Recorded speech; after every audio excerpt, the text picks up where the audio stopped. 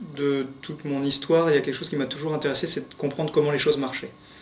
Et ça, je pense que c'est quelque chose qui est un peu à l'origine de tout mon parcours, c'est ce désir de comprendre. Alors, donc en arrivant à Centrale, j'ai eu 2 ans de tronc commun. Donc on a suivi différents cours, on avait des cours optionnels. J'ai pris le cours de génie industriel qui m'a intéressé. D'essayer de finalement comprendre comment les produits pouvaient arriver quand on les achetait, d'où ça venait, etc. Puis dans les différentes associations que j'ai pu suivre, là aussi j'ai remarqué que les choses qui m'intéressaient, sur lesquelles je m'engageais, c'était des choses où il s'agissait d'organiser, voilà, de prendre en main tout ce qui pouvait être logistique. Bon, voilà, donc c'était un peu dans mon parcours. Et puis ça m'a conduit du coup, m'intéressant à ça, à la fin de la 2e année, à faire un stage en usine en Allemagne, chez Gemalto. Alors donc c'est le leader de production des cartes à puce, des cartes SIM pour téléphone portable. Et là donc j'ai vu les flux physiques à l'intérieur de l'usine. Donc j'étais cariste dans l'entrepôt avec une petite équipe. Et là on a vu tous les flux physiques, comment ça allait à la production, comment ça revenait pour être stocké en stock intermédiaire. Voilà, donc j'avais ce côté un peu stock, gestion de stock, flux physique en usine. Ça c'était vraiment très intéressant. Donc je suis revenu à Centrale où j'ai pris l'option génie industriel et la filière management de production et logistique.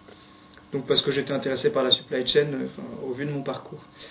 Il y avait néanmoins quelque chose qui m'importait. Je vous disais tout à l'heure que c'était important pour moi de comprendre les choses.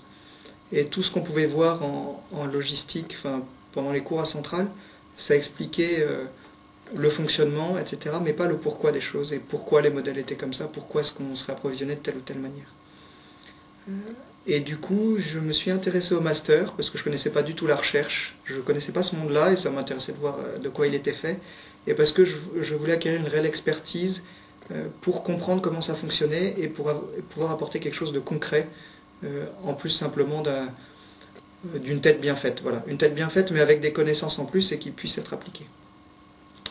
Donc j'ai commencé ce master en parallèle de l'option et de la filière à Centrale. Et là, en fait, le cursus est en plusieurs étapes. La première, c'est une formation à la recherche que j'ai vraiment trouvé très intéressante. Voilà, j'ai découvert un monde où, en fait, il existait beaucoup de travaux qui avaient été faits, un monde bâti sur les épaules de géants, comme nous dirait quelqu'un, et où on apportait chacun sa petite pierre à l'édifice en plus. Cette formation m'a permis, donc, d'une part avec la formation, le cursus ingénieur, et puis le cursus du master d'optimisation des systèmes industriels et logistiques, de trouver un stage. Alors c'est pas forcément évident, mais très intéressant, à l'interface entre le monde de la recherche académique et le monde opérationnel, logistique. Donc je suis parti en stage chez Saint-Gobain Recherche, dans une équipe de mathématiques appliquées qui a 2 domaines principaux. D'une part, toutes les problématiques logistiques, et d'autre part, tout ce qui est optimisation de processus, de formes, de procédés industriels. Et là, donc, j'ai eu comme mission de réfléchir à des problèmes de gestion de stock. Et là, j'ai été particulièrement intéressé, motivé par ce contact qu'on pouvait avoir entre une problématique opérationnelle, auquel devaient faire face des managers sur le terrain, et puis donc des solutions qu'on pouvait apporter grâce au monde de la recherche, grâce à une réflexion plus approfondie sur plusieurs mois, ce que les opérationnels ont rarement le temps de prendre ou de consacrer à des problèmes, à ce type de problème. Et du coup, j'ai profité de tout ce qui avait été créé, découvert dans la littérature, pour développer un modèle innovant et donc nouveau. Ça aussi, c'est quelque chose d'important, je pense, dans le monde de la recherche, c'est la nouveauté qu'on peut apporter. Voilà. Donc, et du coup, on est arrivé à proposer des modèles qui sont aujourd'hui très intéressants pour les opérationnels et qui nous demandent de l'aide sur ces sujets-là. Donc, la crainte que j'avais, c'était de faire quelque chose d'un peu théorique qui ne serait pas appliqué. Et je trouve que cette double compétence, je le vois un peu comme ça, entre la logistique, le monde de la supply chain assez opérationnel, et ce côté plus recherche opérationnelle, optimisation, avec l'air de rien des maths derrière, qui nous permettent de trouver des modèles pertinents, performants et utiles. Voilà. Donc c'est un peu l'intérêt que je vois, c'est cette double compétence. Alors je voudrais rajouter quelque chose sur le master. c'est que tout ce qu'on peut apprendre en optimisation s'applique à des systèmes industriels classiques, type industrie, logistique, distribution, production, mais ça peut aussi s'appliquer à des domaines complètement différents. Et là aussi, c'est une grande ouverture. On a des modèles de recherche opérationnelle qui sont utiles pour la gestion des ressources humaines, ou des problématiques comme ça, de l'analyse de données, des gestions de projets avec typiquement les diagrammes de Gantt. Il y a des choses derrière beaucoup plus complexes qui se font sur des modèles de recherche opérationnelle.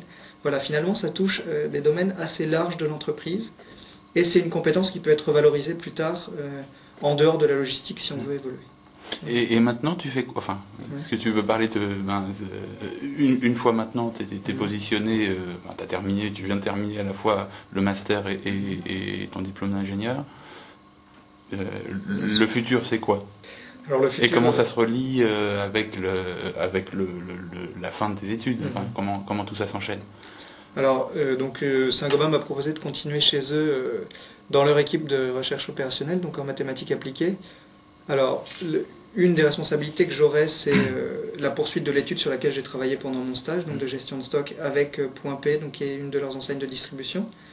Donc pour le côté logistique, et puis j'aurai sans doute une deuxième étude plus sur l'analyse de données, donc la partie plus optimisation, processus de fabrication.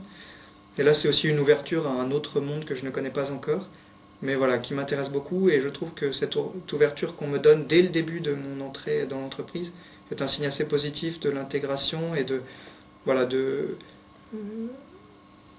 du suivi du projet qu'on peut avoir avec l'entreprise en commun. Voilà. Donc très content d'avoir fait ce master, de l'avoir suivi. Voilà, ça demande un peu plus de travail, ça demande un investissement, c'est certain, mais le retour sur investissement est très important.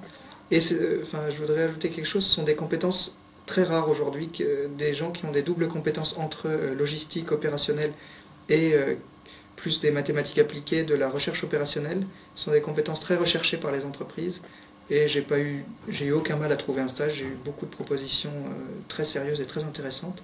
Et puis voilà, dans la continuité du stage, on voit bien l'intérêt que portent les entreprises, puisque je continue chez eux.